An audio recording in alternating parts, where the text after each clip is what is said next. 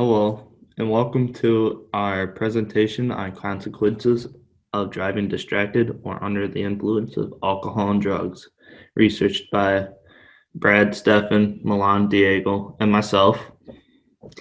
Report was conducted on April 21st.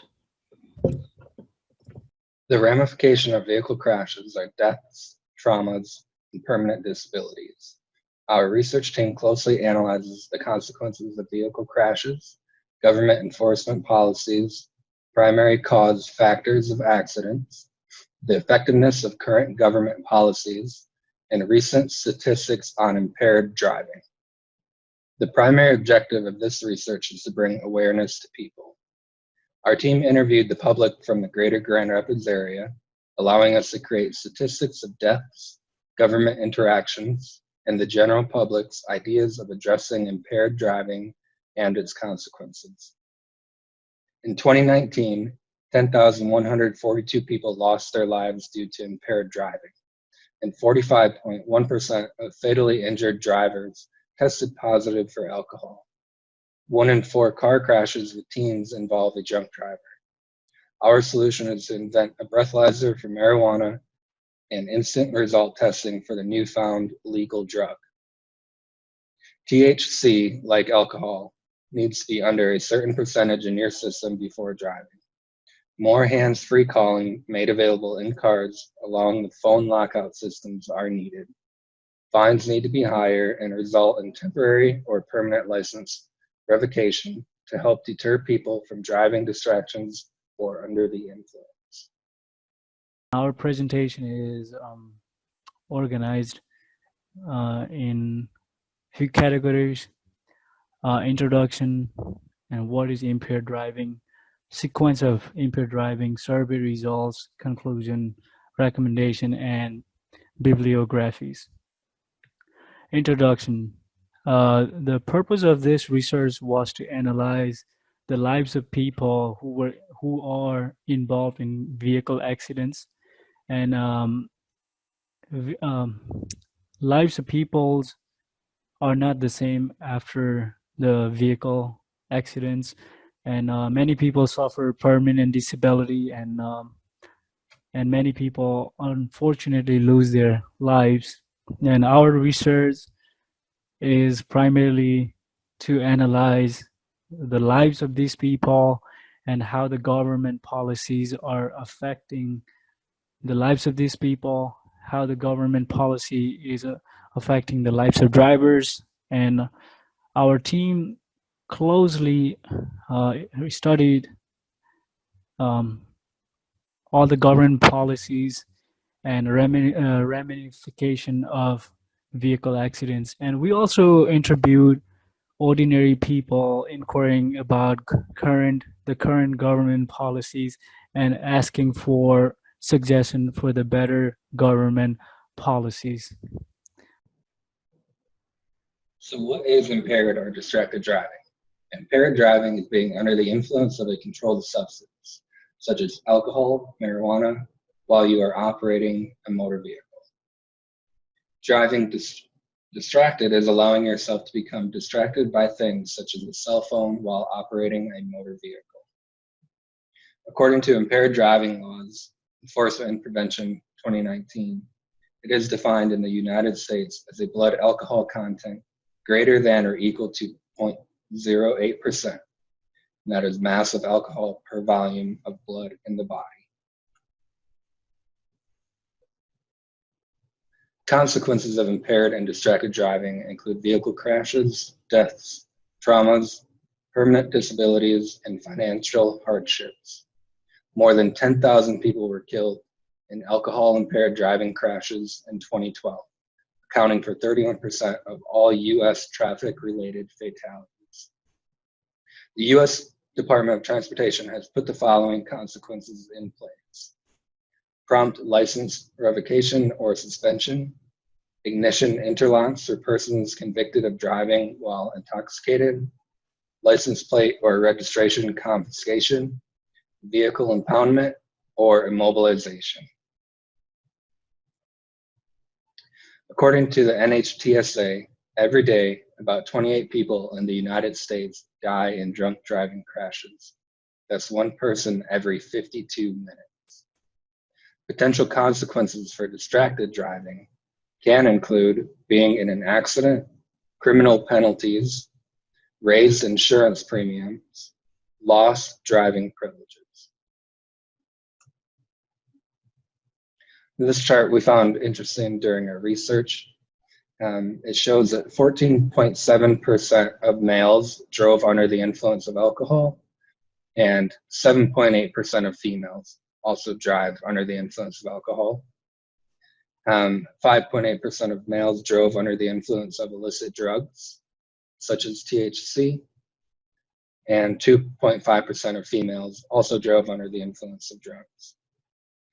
And 3.6% of males drove under the simultaneous influence of drugs and alcohol, while 1.3% of females drove under the simultaneous influence of drugs and alcohol.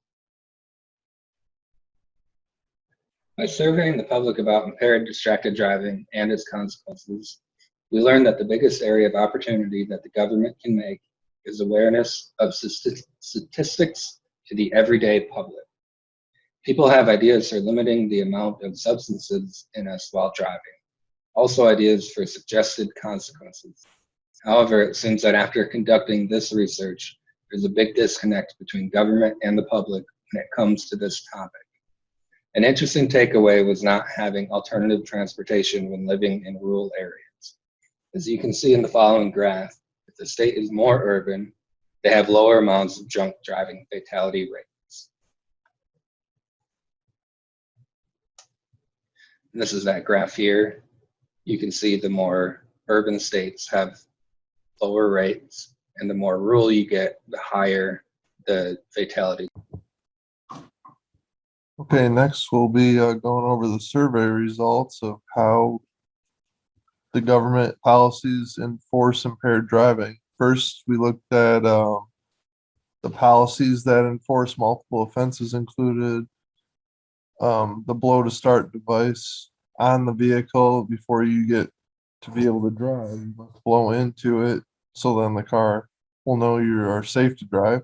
Next, there was a survey given, and they said they thought it was to enforce by having people patrol at key times and key locations, meaning after bars, high traffic times, and whatnot. Third was by lowering how much is in your body limit, meaning the 0.008. And then fourth, we have how many people at bars take breathalyzers before they leave, if it was for the bouncer location and whatnot. And then the final result was more DUI or OWI checkpoints are needed. For the next slide, we looked at how the factors encourage drivers to operate under influence. First, it was lack of alternative safe modes of transportation, particularly in rural environments. Next was emergency type situations may encourage someone to drive while under the influence person you are with is injured. Third was friends or ignorance. Fourth was not having a ride home.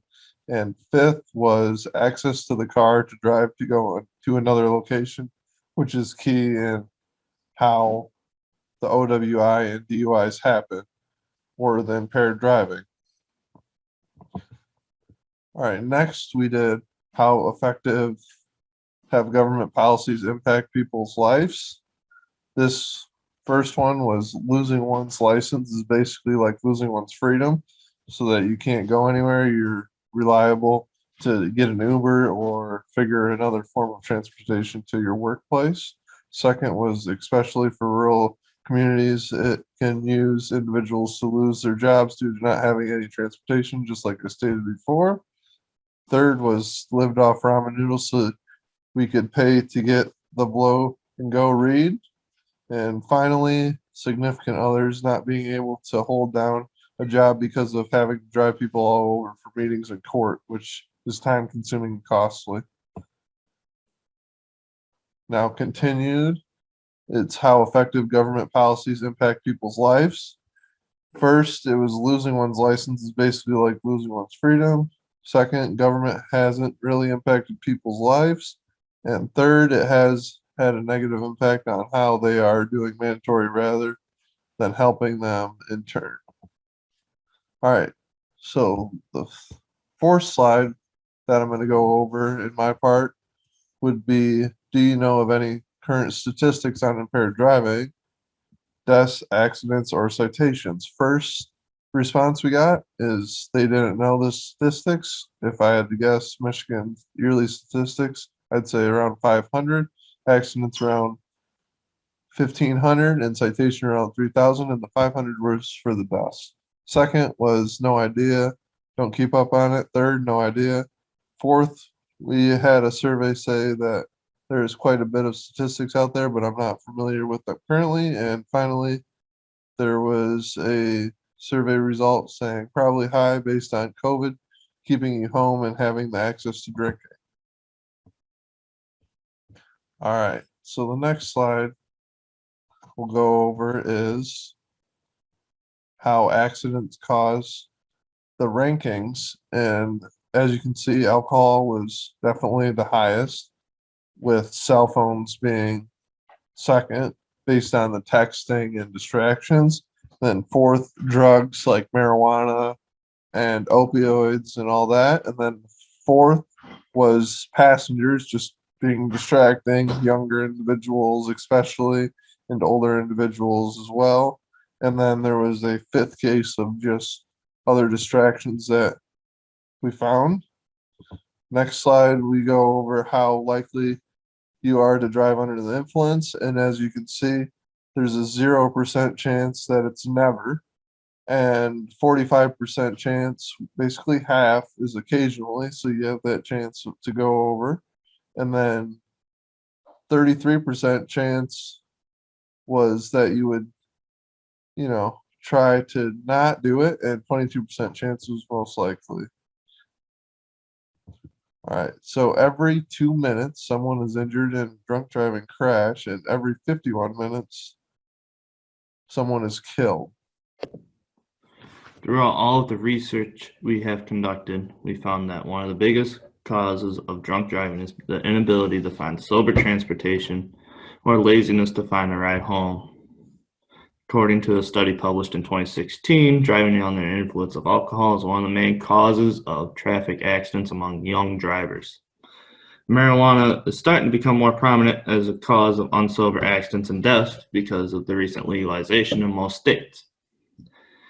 Even though we found out that alcohol is still the leading factor of all accidents to this date, we still have many other deadly distractions like texting and driving, whittling its way up to the top because the availability of more smartphones and such like that, people are texting and driving.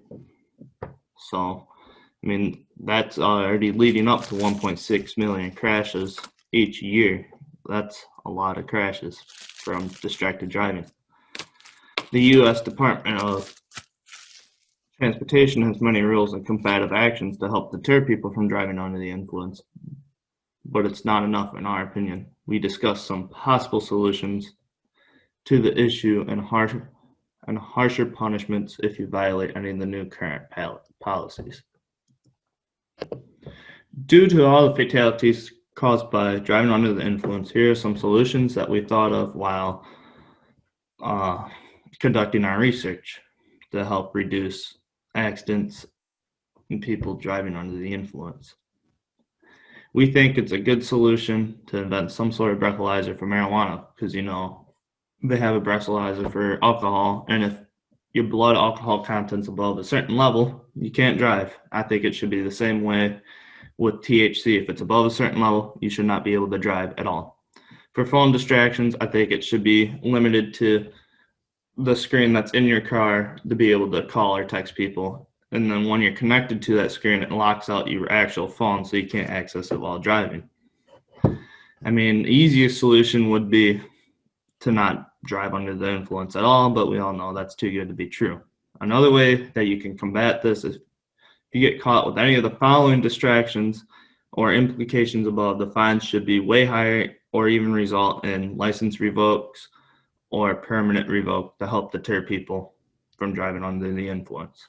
Another solution that could also work is offering more sober rides home at night by paying drivers more. For example, Uber and Lyft drivers can earn more money at night for chauffeuring, and this would allow rides to be available at night and make it easier for people under the influence to find a sober ride home to their destination safely.